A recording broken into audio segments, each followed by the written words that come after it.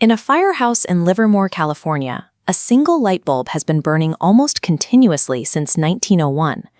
In 2015, this specific bulb passed a milestone that defies modern standards. It surpassed 1 million hours of continuous operation. That lifespan is an outlier. Modern incandescent bulbs are typically rated to fail at the 1,000-hour mark, a fraction of the Livermore bulb's endurance. Our difficulty in explaining this longevity starts with a gap in our understanding of electrical resistance. When MIT graduates were challenged to light a bulb with a single wire and a battery, many failed simply because they didn't account for how high resistance prevents current from flowing. To understand why this 1901 bulb survives, we have to look past the assumptions of modern mass production and re-examine the forgotten properties of carbon.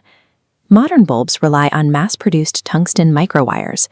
These early bulbs used a different material, thick, handcrafted carbon filaments.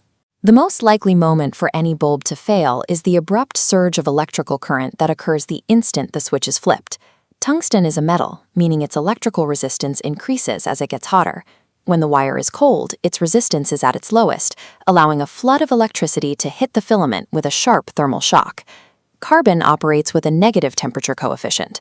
When cold, its electrical resistance is at its highest, and that resistance only drops as the material heats up. This high initial resistance acts as a natural buffer. It eases the electrical current into the wire, shielding the filament from the thermal shock of a sudden startup. Over time, heat causes filaments to evaporate. A modern tungsten wire snaps after losing 25% of its mass.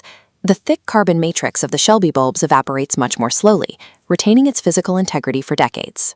The Centennial bulb continues to burn because its carbon matrix is coasting at an ultra-low temperature of 1,452 Kelvin. This balance prevents the rapid evaporation that kills modern bulbs. If carbon filaments are this durable, why did the lighting industry abandon them for tungsten?